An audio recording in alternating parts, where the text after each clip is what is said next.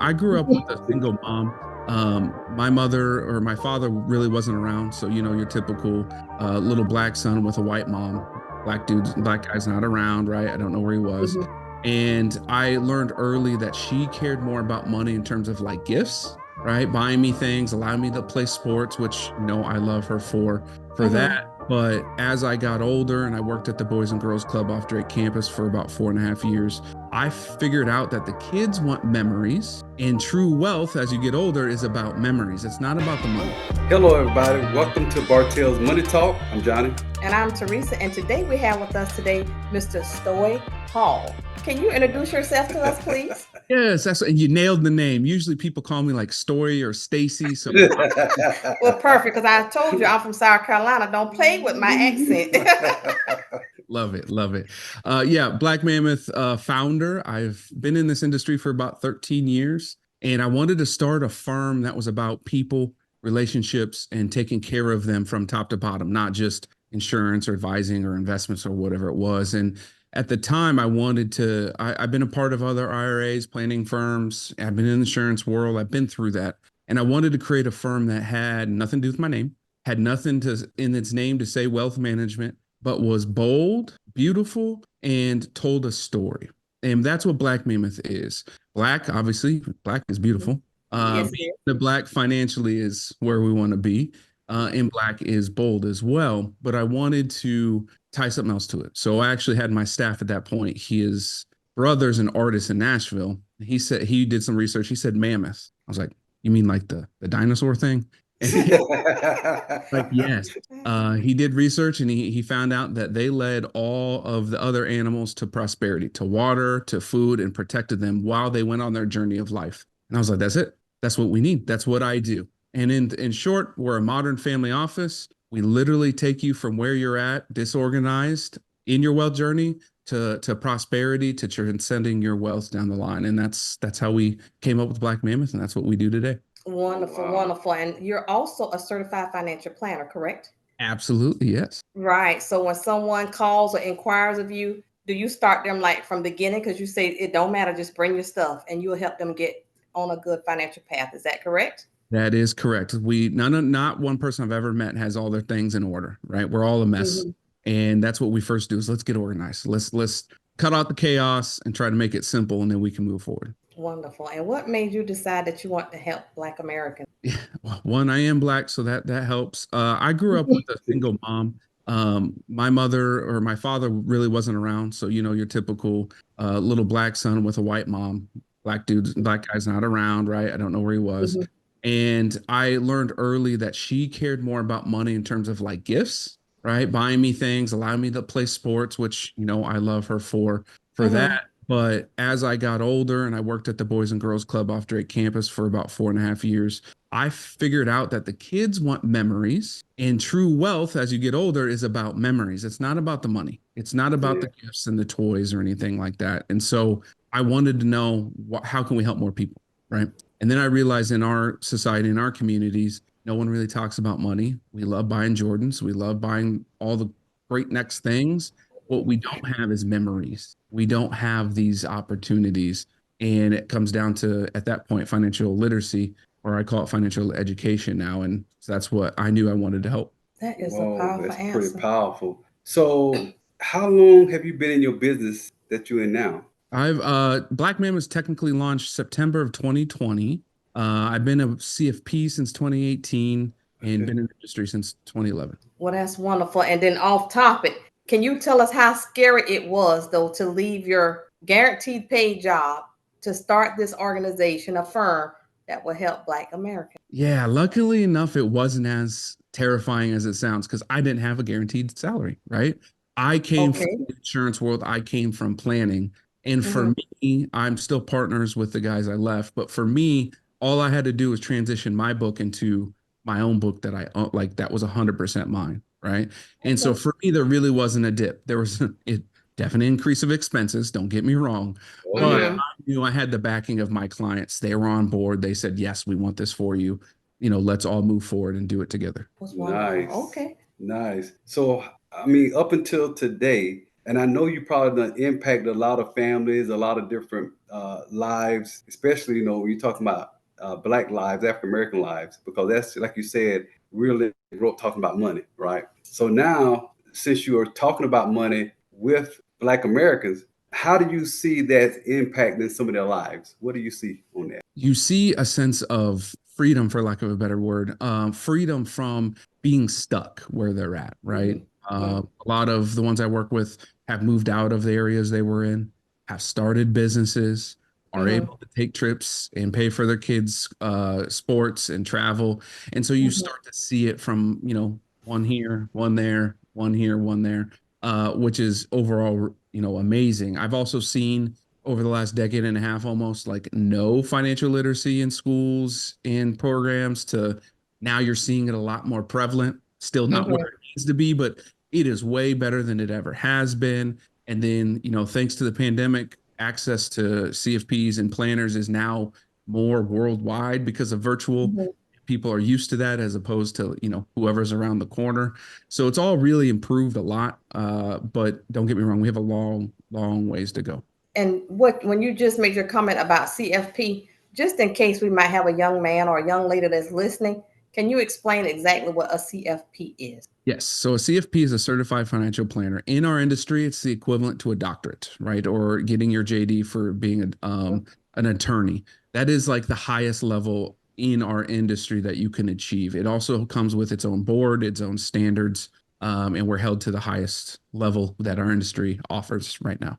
Wonderful. So now in your role, do you help people choose investments or do you refer them to someone else? Yes, all the above. I'm the quarterback, right? I'm the one who oversees it all. So I'm not only helping directly with investments, I also have a team that helps. But my expertise lies in the alternative space. I used to be a CEO of a commercial real estate investment firm, had my own hedge fund. So in the non-traditional sense, that's where I usually step in a little more. On the traditional sense, I'm there to help build a portfolio, give it to the team and say, hey, these are our parameters. This is where we want to be. You know, you guys can go ahead and make the trades. That is wonderful. And then we talked about financial literacy. And this is really the reason why we have our financial channel is because we want to help people learn how to manage their money. And also in the process, we're also learning too. But our ultimate goal is to educate our audience on how to grow their money. And so you spoke on financial literacy. Can you tell our audience why it's so important that they obtain financial literacy? It is one of the fundamental things to learn in life, right next to algebra, right? In my opinion, because money, our emotions, our physical health, and our mental health are all intertwined nowadays. Back in the day, you used to be able to barter a lot more, right? And so it's less about money, it's more about, hey, I'm gonna scratch your back, you scratch mine. And you don't understand how the money game works, or at least a little bit of how it works, you're gonna be left in the dust. You're gonna be the one holding the bag for everybody else, right? Because you don't know what's going on. You don't know how to play the game. And it is a game, right? That's why you need to be following people, have an education. I prefer everyone having a CFP, obviously, to have someone in your corner no matter what happens. But if you're not doing that and you're not keeping up, you are truly falling behind drastically. Because our education system does not provide a base level. So it's really up to you to go out there and learn from whoever you want, right? And what's really amazing about our industry now is you have a lot of us doing podcasts. A lot of us are on TikToks and Instagrams and doing everything that the gurus, right, who don't have licenses are doing. We're now allowed to do so. So you can find someone that you relate to as opposed to just, you know, looking up and saying, hey, this is who I have to follow because it's the only one I can see. Wow. That's pretty powerful. So since you've been helping, because I know everybody is different when it comes to like planning for their finances, especially when you talk about financial literacy. So how does that work with financial planning? Do you have to customize a plan? Can everybody be on the same type of plan? How does that usually work? Yeah, fundamentally, we're all on the same plan, right? We all want to protect our loved ones. We all want to retire and save for something. We all travel or want to buy a home. So, like, fundamentally, we all have the same plan, but everyone's plan is different because things that happened to me today didn't happen to you. And a plan has to be that flexible or has to be able to change that quickly. So therefore, back in the day, we used to deliver, I wish I had one. We used to deliver these like whole portfolios that were like this thick of a Wow. financial plan, right? We would spend hours, tens of hours on deliver it to a couple like you and say, okay, this is your plan. We're going to stick to it. And then tomorrow you get a flat tire. The next day you have a car accident. You have a grandchild. What it didn't matter. It's not planned in this plan. So that plan's now obsolete. It's null and void because we didn't have that plan. And so financial literacy and financial planning are one in the same. They are exactly the same.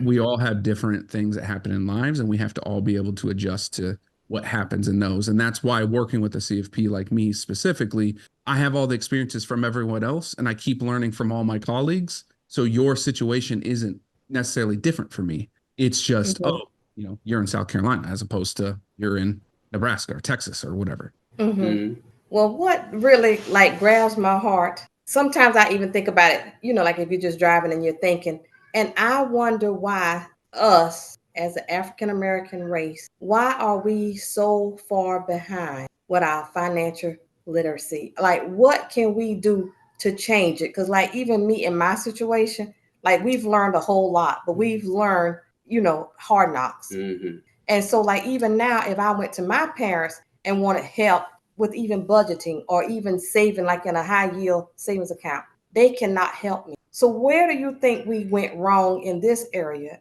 And then also, what can we do to change the future for African American and families? Absolutely. Well, the bombing in Tulsa really hurt us and set us back way back in the day. That's when we were financially as a community really equals almost with white America. So that set us back. From there, we decided to try to do everything ourselves, and we did it in little pockets. And yes, there's very successful African Americans around. We know this, right? Right. But they're very small little groups, like dotted. There's one over there. But clearly we're not. So that's kind of what hurt us to begin with. And from there, we stopped trusting. We didn't trust anybody, nobody, nothing. And that trust being broke allowed us to never get back into the correct education system, in my opinion.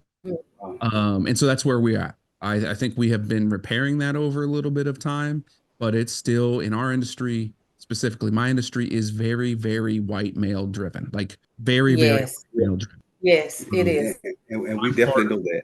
Yes, I'm part of programs like Females in Finance, which is ran by a white woman, and we're trying to get women involved in general. I'm part of Quad A, which is out of Atlanta, which is African Americans in our industry as advisors. It's just a very small pool. And so now what we battle is, I think the education is relatively good, basic, right? But at least good enough for our community to move forward. But now they don't see anyone like them, so they don't go talk to anybody, right? And so if they're not going to go talk to anybody, then they have all this education, but they don't know exactly how to operate with it. Therefore, we are still stuck on this trust issue. Until we can break through where more of us can be loud and there's more of us in the industry, I think we're going to run against that wall for a while. Yeah, that makes me sad, but hopefully you're going to change the world, and hopefully we'll change a little bit of the world too, because it's sad to see, a lot of African Americans like broke. They're really worried about their credit score. They can't get a house, or when they get the income tax, they go straight to the car lot. They waste it all on getting a car. So I hope, that we can do some mindset changing also. I agree, but it's in my industry too. So I've got buddies and colleagues that are in here who will create firms and help others and then go sell it to the white man because they know they can go take a bunch of money from them, right? And so it's also internally, we're battling it too, because I want to build something that's there forever and we can really change. I'm just trying to get mine and take care of mine, which, hey, I can't fault them for, right? Because it's very easy to do in our industry. If you get successful as, name the minority, there's going to be a lot of money coming towards you from another institute saying, ooh, this is an opportunity for us to grab another chunk of this society.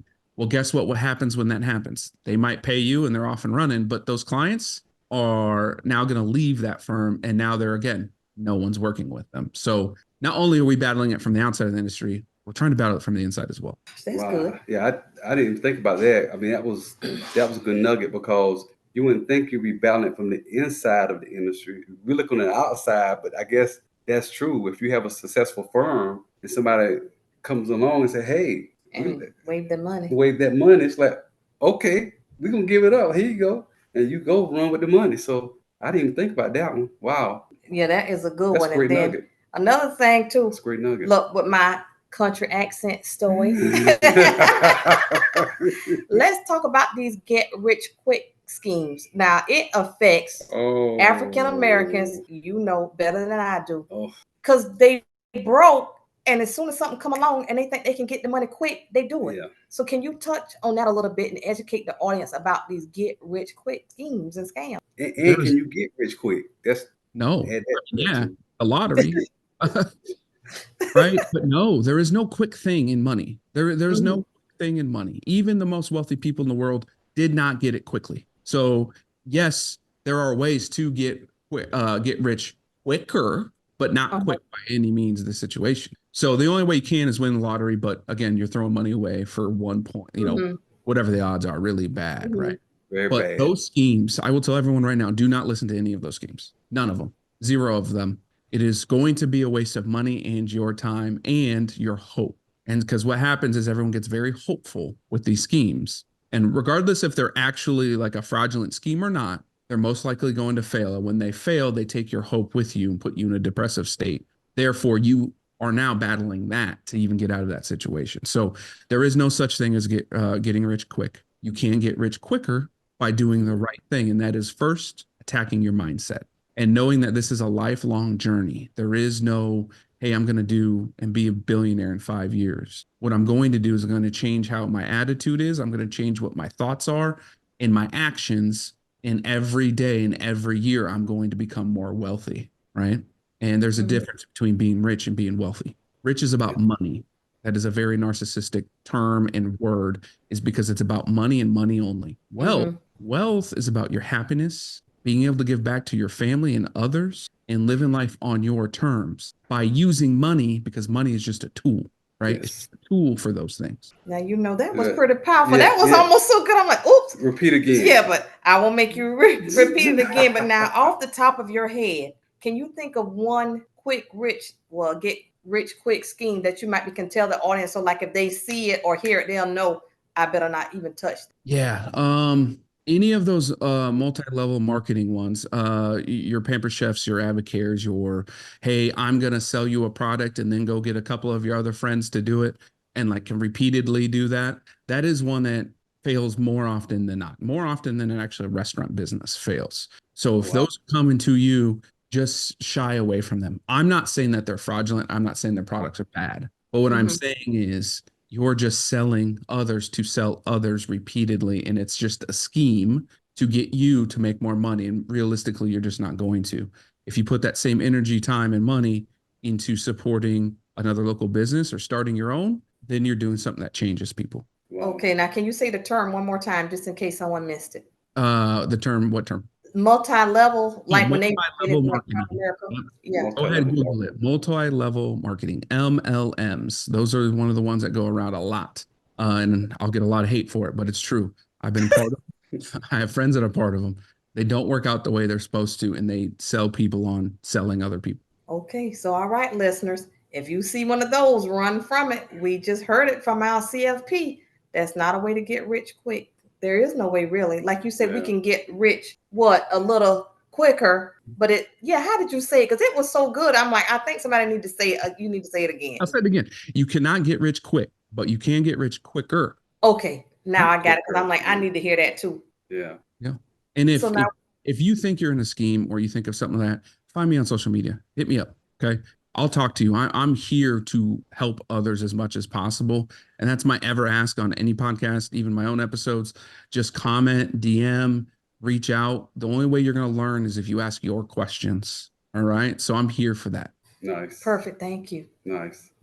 So we're talking about wealth, right? Wealth. So can you, and I've seen something where you talked about wealth beyond the dollar. Could you explain that term, wealth beyond the dollar? Yeah, wealth beyond the dollar. So money is just a tool. True wealth comes from our memories and our joy. And so when we really factor that down to our day-to-day decisions, I go through an exercise with my clients and I ask them what brings them joy. And I steal joy, by the way, because buddy of mine, Larry Sprung, who's a CFP out of New York, termed and has actually trademarked the word joy for this purpose, but I use it all the time and he lets me, is what do you find joyful, right? What makes you happy, truly happy? Is it traveling? Mhm. Is it seeing your kids grow and play sports? What is it? And then you design everything around what makes you happy. That allows your choices to be aligned with what you want to do and live wealthy, right? And so, Mhm. for example, we love going to Hawaii. That's our family place. That's what we do every year. So I know throughout the year, if I need to save or I need to do something to get us there, I have to say no to certain things. I have to say Woo. a certain thing because it's aligned with what brings me joy, not what brings me an instant satisfaction, gratification. Gratification, yes. Okay, Yeah, so yeah, now that made yeah, me teary yeah. eyed because that was so powerful. Because a lot of times, and it's really sad, which I'm sure you've seen it more than I have, that people don't put priority as to what brings them joy. So instead of going towards what brings you joy, you spend your money and get credit card debt for this temporary thing that you don't even know what you bought. So if we could change our perspective, if we can change our mindset, then we could learn to save. And that leads me to the word budgeting. Because you said you have to budget for it. You have to say no to some of the things that you want. Can you tell the audience how important it is to budget? You have to do budgeting. And budgeting used to be one of those gross terms. No one likes to talk about it. And it's usually you are not aligned first, right? Well, first, you're not organized. You have no idea what's coming in, what's going out, where it is. Right. That's the first thing. So then you just don't want to deal with it. Once you create a budget, you usually blow that budget up because you're not aligned with those things that bring you joy. And so when we go through budgeting after we organize and know what's coming in and out, there's one line item that people do not put in that I make sure all my clients do, and that's called fun money. Okay. So typically at the end of the month, if you have any money left in your checking account, you're going, ooh, I got something extra. I'm going to go, oh, it, right? I'm going to spend it on something. But usually that's always earmarked for another debt or something down the line, right? You just forget because at the end of the month, you're like, there's an extra $50. So let's go do something. So we want to take that ability out. And I literally just answered and wrote an article, I think recently, about living paycheck to paycheck. Paycheck to paycheck, we all should live. Paycheck to paycheck means you're allocating every dollar for going to work for you, right? So at the end of the month, you actually have zero in there. Well, now you're saying, boy, I can't have any fun. I can't spend money. Yeah, we allocate for that. So that fun money is literally money every month that you can set on fire if you wanted to. You could burn it. You could bury it. I don't care. But it allows us as humans to have that ability to get that instant gratification within reason, right? Without blowing up the rest of our budget overall, right? And so that is the one line item that I add to every budget specifically. The other adjustment I make is I'm a foodie. I love me some food. I'm a cook. I was going to go to chef school, but I ended up playing football, college football instead. Like food is my thing. Food is my crutch. It's my everything. However, when it comes to budgeting, everyone always fights on groceries and eating out, right? Like those are the two. But don't they do the same thing? They both feed us, right? Yes. Why are they two different line items? Why aren't they one, right? And that's the way you have to think about it. Some families love cooking, so you have a higher grocery side and a lower eating out side. Others love eating out, so they have a higher eating out and lower and should have lower groceries. We come into a problem when we have both of those and we go over both of those because we're not keeping track. If I have $500 allocated to groceries and $200 to going out, I go $300 and $600. Now I blew up my budget. But if I combine those and decided, hey, I have $700 to feed us this month, that'll change mindset on how you look at eating out and groceries and food and as a budget perspective. So those are two things I do with everyone immediately. And usually that helps alleviate some of that, oh, I got to do a budget thing. And then the third thing, I tell them to blame me. Stop blaming each other. Stop blaming everyone else. You can blame Stoy. Say, hey, we can't buy that because Stoy said so. And I'll be your scapegoat until we can get you on the right track. Well, guess what? What if we got a listener here that doesn't even know where to begin with a budget? Do you use an app? Where do they start to learn how to budget? Yes. So we have our app, Right Capital. You can use, there's 100 free ones out there. The thing that you need to do, the exercise that is the hardest and will bring out a lot of emotions, is you need to take the last 12 months of your bank statements, credit card statements, whatever. And I like to do this exercise physically as opposed to on the computer at first because it just means a little more. You want to go each one of those and color coordinate every expense and every bit of income. And then you put that on a spreadsheet and it'll tell you really quick what you believe mentally, what you spend your money on that is most important to you. And you're going to find out a lot of it's shopping, a lot of Amazon, or whatever else in your life. And then you can start to first figure out what brings you joy. And if they don't align, that is the easiest adjustment you can do right there. You don't have to do anything else. Just align your expenses with what brings you joy. And if they're not aligned, cut them out or reduce them. And that is the first exercise we do with almost every client. Go through 12 months, figure out what's actually coming in, what's going out, figure out what brings you joy, align those, and that's how you can adjust your budget to start. Wow. Yeah, that's good. But I got to put him on the hot seat. Okay, go ahead. Hot seat, hot potato. Go ahead. Okay. You done did this 12-month budget, and they have more going out than they have coming in. Right. What is your sense of hope? How do you deal with that? How do you tell people to deal with that? If a lot of it is in debt, right? Student loans, credit cards, that you name it, there's abilities to adjust that, delay things, and to hopefully provide some income or cash flow to them right away. Okay. So, but that's a variable we can't talk about right now because we just don't know that one. Two other things you can do.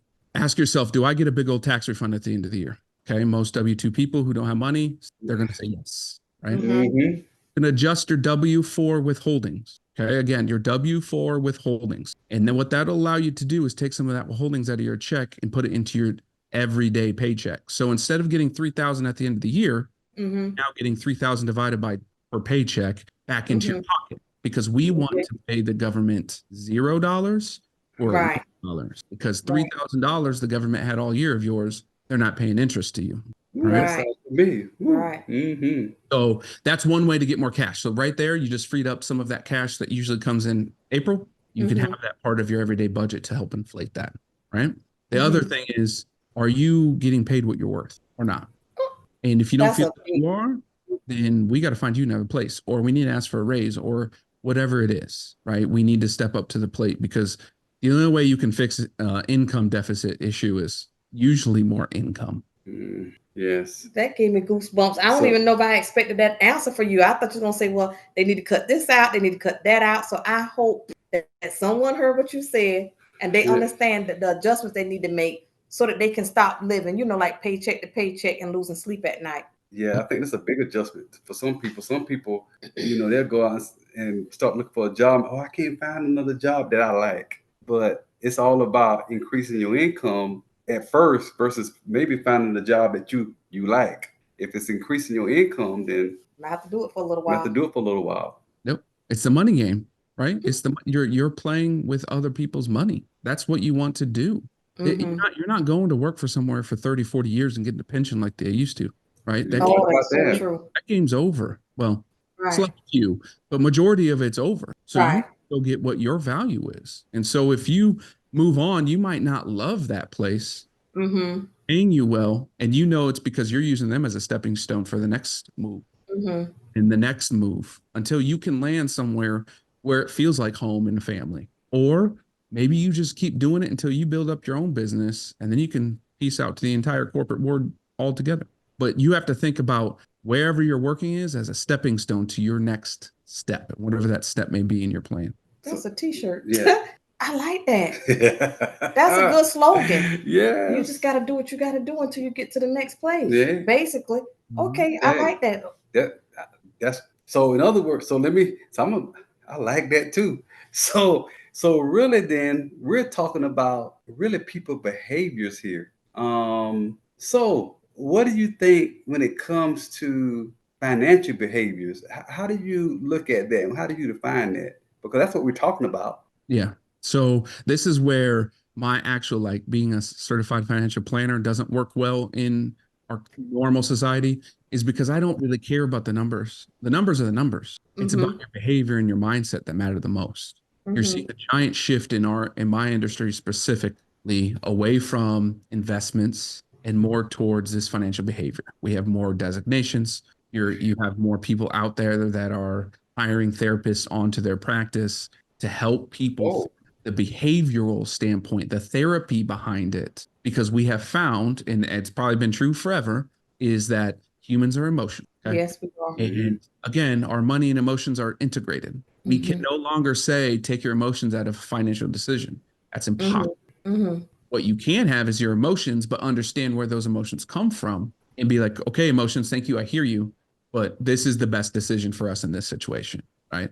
And that all down to that financial behavior. And I speak more on financial behavior than I ever do nuts and bolts of a Roth IRA or a 401k or the next greatest investment, because none of those matter. And I say this quote all the time. If everyone loves investments, right? They want to get, rich quick, right? Mm-hmm. I'll guarantee you $1 billion return tomorrow. But if you don't have your stuff in order and you only have $0 to invest into that, 0 times $1 billion is still Zero. so the investments don't matter if you don't have everything else ready to go. Wow. So could you identify just a couple of behaviors that you have seen since you've been like in your practice, do what you do? Could you just a couple? Yes, a couple behaviors is keeping up with the Joneses, right? Always Oh, do. that's number one. Yeah. All right, I'm sorry, that was a good one. Okay, start over. That was too good. I used to be one of those. You tell us. No. No, I'm not going. Today. It truly is, right? Whether that's a car, a home, shoes, clothes, whatever. We always want to look good for others repeatedly. Usually that is the first behavior that is very negative in terms of everything that we do. The second one is our definition of debt. Most of us all want to say we want to be debt free as fast as possible, right? Like that is what we're told. We want to get out of debt. We don't want to owe people money. Well, all the ultra wealthy people in the world are always in debt, if you think about it from that perspective. The thing is, wealthy people, rich people, the people that basically employ you and have all the money, don't use the word debt. They use the word leverage, right? And they leverage humans and they leverage other people's money to make them more money. And they just keep doing it repeatedly. Now, I didn't say over leverage and I didn't say over debt, right? But I say they leverage humans, which is you as an employee, and they leverage other people's money, the banks or investors, to make them more money. They make more money, they can use what they made and pay off everything else. Therefore, they're never really in debt per se. They're just leveraging money. And at the end of the day, if they needed to pay everyone off, cool, they could sell the assets and do all that stuff. That fundamentally, the first one is, kind of simple. We all feel that one. The second one is a lot deeper, but you thinking that debt and I want to be out of debt is a good thing is actually harming you in the long run when it comes to building your wealth. Well, I'm sorry. We got to go.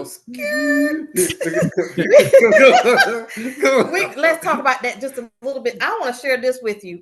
You don't even know this yet. But anyway, I have a young lady that's helping us redo our website.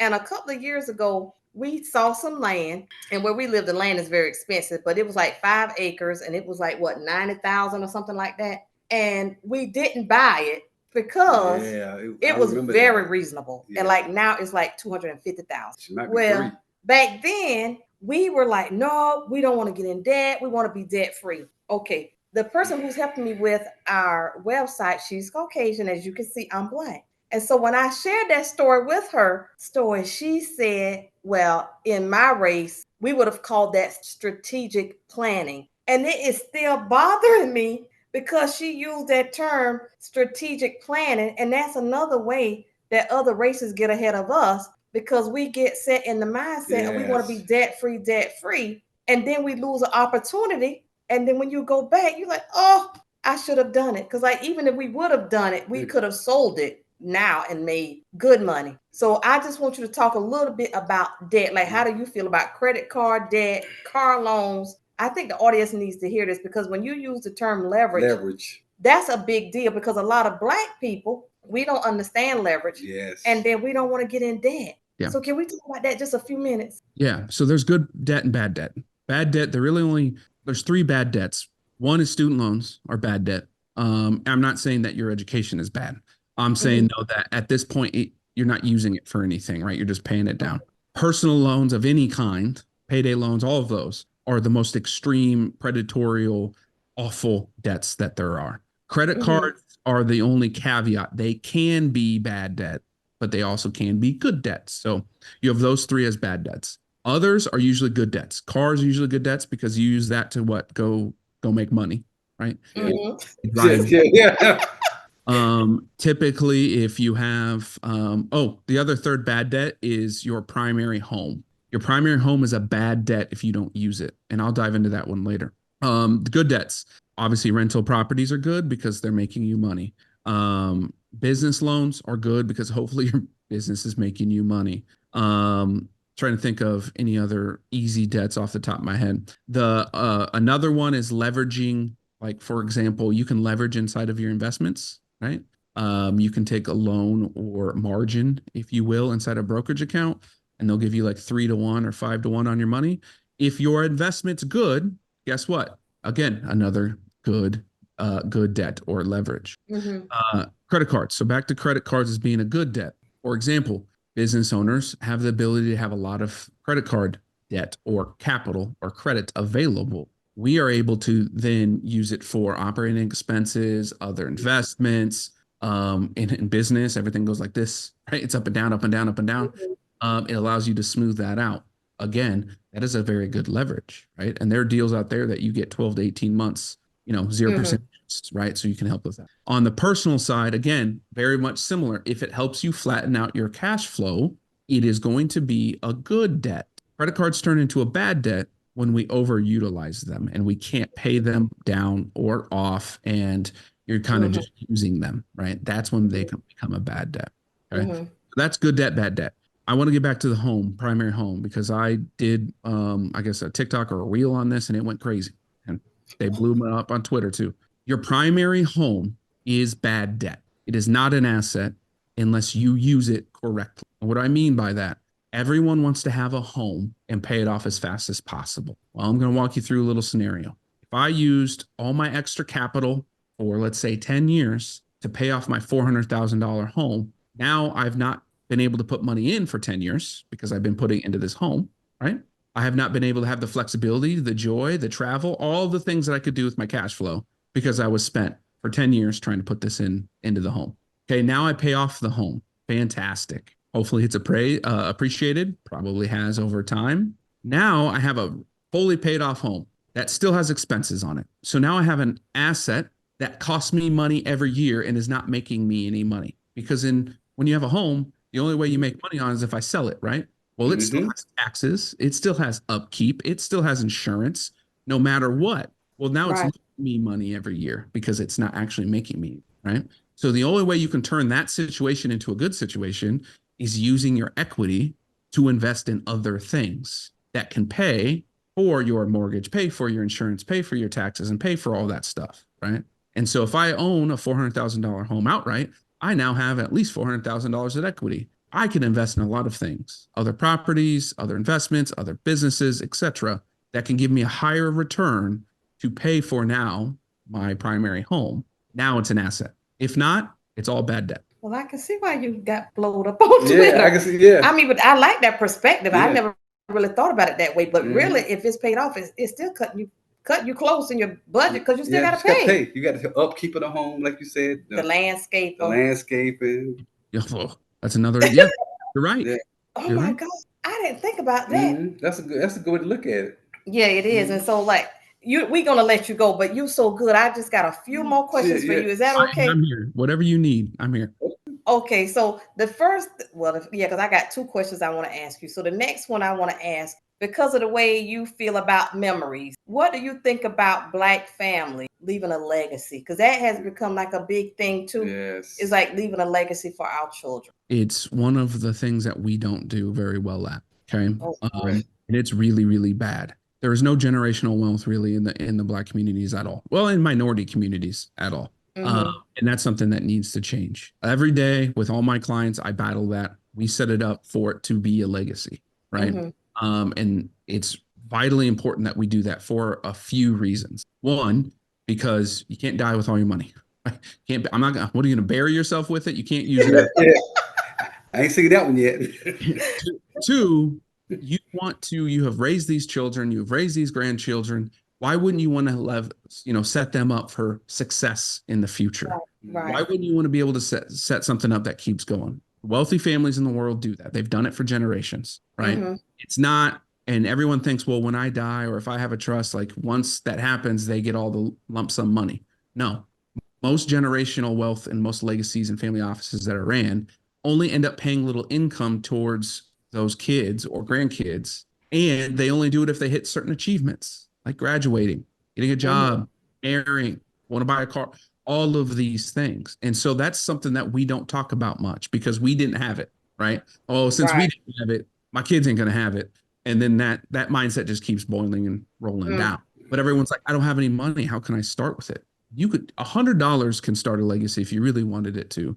But the easiest, quickest route for most of us don't have a lot of money is life insurance, honestly. And I don't do that just to sell life insurance. Literally, legitimately is the cheapest option if you don't have the ability to build wealth over time. Because at that death, now you have this lump sum of money that can go into this trust, that can then start to invest, and then can start this generational wealth idea.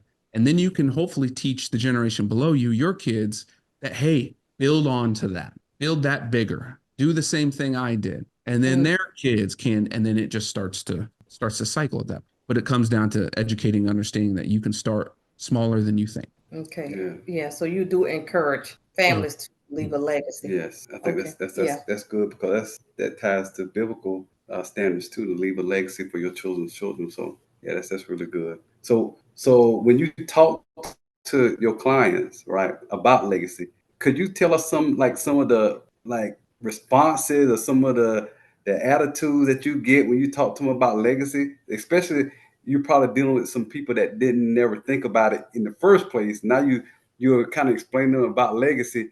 What are some of the responses that you get when you? Yeah, we typically get, well, I'm not leaving anything to my kids because I didn't get anything. So you get that one. And then you laugh about it. Really? And then I'm like, well, we can help reduce your tax bill if we do it. And they usually go, okay. Then you get the other ones that are like, I've thought about it. I've wanted to do it. I wish my parents did it for me. I want to do it. How? How do I do? What's the way to do it? And usually that's usually what you get. Obviously, we get more people who want to do it, but those are usually responses. There's nothing else. It's either I've wanted to do it, I just don't know how to do it, or I'm going to do it because I have childhood trauma that I haven't dealt with, and I don't want to leave anything to them. Right? Those are usually the only two. There's no other really options to be had. Wow. I can't believe people will tell you that. Oh, They yeah. didn't get nothing. I've had people tell me that they percentage wise will leave more to one child than the others, like 40 and 20. Really? Oh yeah. Oh yeah. You have a lot of fun. Oh yeah. I should be. You learn a lot. You learn a lot when you follow the money. Yeah, because I'm like that. I never would have thought someone would say that, but I guess it just depends on your culture and your traumas. Yeah, you like I couldn't imagine saying that. So if I would have been in the office with you, I'd have been like, really? Yeah. So then the financial behaviors, I think like a number one that you mentioned was following the Jones. Can you give the audience, like if they're battling with that, that's miserable because I lived that before. Can you give some words of wisdom to help people overcome that behavior? Are you living for them? Or are you living for you? That's what we to figure out. Are you going to live for the others out there, or are you wanting to live for yourself? Right now, don't get me wrong. A nice pair of shoes and a new jacket, they're good, but that should fit within your fund money, or you need to save up for it, not just because there's that extra money sitting in that checking account, or I got that new credit card. Right. So you need to figure out again, are you living for them, or are you living for you? But you know what's funny when you said that, what came to my mind is this. Most people that you're trying to keep up with don't really care about what you're doing. They don't really even care about what you have. They just kind of, you trying to keep up with the Joneses, and they're like, they don't even know you. Right. They can care less. So here you are trying to spend all your money trying to keep up with the Joneses, and they got money problem, or they leveraging their money to have more money. Yeah. Or they're really broke and you just don't know it. That too. Yeah. That's true, because we can look at people, but you don't know what goes on the inside. You don't know what's happening. Oh, and I promise you, there's not one person that has all their stuff in order. I've seen it. I've heard about it. We speak about it in our industry all the time. There's not one person that has everything in line and good to go. So don't think that. If you think someone's very successful, there's issues there. Don't, I promise. And I bet you know, because you deal with the money. Follow so the I money. know you know. And then because of your experience, why do you think companies put these check cashing places in our neighborhoods and these car title places? Because there might be somebody listening to us. They might be got a car title loan. They might be going to these check cashing Mhm. places. I want them to stop. Can you touch on that a little bit? A couple of reasons why. One, because they know, and it doesn't always have to be about race either. There is a socioeconomic divide in this country that's ginormous too between poor and everyone else. Mm-hmm. They attack those that are on the lower standards of life right now anyway, because there's more of them, right? There's just more bodies, if lack of a better term. The second thing is education. That group is also less educated. They won't read the fine print. They don't know how the money game works. So they're going to take advantage of them as much as possible. Now, flip side of that a little bit is all they're doing is leveraging humans to make them more money, right? They're just doing it in a very, very, in my opinion, predatory way, right? They shouldn't be preying on people. They should be helping. So that's what those are for. Can they be used correctly and to help you? Absolutely. But you need to have a plan going into place to do so. And you need a plan to get out of it pretty quickly as well. But if you're just going into it because, hey, I need to pay this light bill, I'm going to go ahead and do that. They're going to charge you 20, 50%. And now you're in this debt hole and you'll probably never get out if you don't attack it correctly. Okay, so I hope they heard exactly what you said. And now before we let you go, because I've picked your brain, we're going to have to bring you back. Can you tell the audience a little bit about your free ebook that you have? Yeah, absolutely. I've got a guide that how not to get rich quick scheme, but it's designed for minority, Black, and women business owners. This free ebook goes through some of those scenarios that we've already chatted about here today, but gives you a guide and a little step by step of how you can achieve it for yourself, right? So go ahead, you can download that. But also, again, just follow me on social media. All my content is usually free. I'm out there all the time. Ask me questions and I can provide as much as I can for you within regulations, because the SEC doesn't like me giving free advice all the time. So make sure we talk about it. But that's what my ebook's about. I have a couple coming down the pipe too, designed around the mindset, a little more of your mindset and how to attack it. But that's what that ebook's about. Okay. So, and how would they get the ebook again? What's your website that they can get the ebook? Oh, great. You're gonna have to quote me on that one. Great. Go to blackmammoth.com. It should be in one of those tabs up there. Okay. If not, I can provide you guys with the link, and you can put it out there as well. But I don't remember the full URL off the top of my head. Well, don't worry. I can find it. I know exactly where it is. Yes. Here you go. Thank you. Okay, so the name of your company. So we want everybody to be able to find you. So I'm going to put the link in the show notes. Tell us again the name of your company, your business. Yep. Black Mammoth. Black Mammoth is the name of my firm. You can find Black Mammoth on all the social medias. You can also find Stoy Hall on all the social medias as well. And I'm saying Instagram, LinkedIn, Twitter, TikTok, LinkedIn, Facebook. I'm not on Reddit anymore because they kicked me off, so don't find me on there. I also have my own podcast, No BS Wealth. You can find that everywhere you find a podcast. You also can go to nobswealth.com, and you also can go to all of its socials as well. Content all out the place. So look it up. Wonderful, wonderful. So audience, if you want to get your finances right, if you want to be told the truth, I recommend that you look the Stoy Hall up. Yes. No, I had one thing. If you are looking for a Black CFP, go ahead and go to No BS Wealth, because I have Black CFPs that are my friends that I've vetted out that we've had on our podcast before. And if you don't find one there you like, ask me, because there's a whole bunch of us, 100 and something of us, that if you're really wanting to find out about us or find one, I'll get you in touch with one. Thank you. Nice. Okay. Well, Mr. Stoy Hall, sir, we thank you for your time here on Bartelle's Money Talk. It has been a great conversation with you. You have enlightened us, and I'm sure you have enlightened some of our members in the audience here. So thank you for your time, and we look forward to speaking with you again on Bartelle's Money Talk. Thank you. It has been great.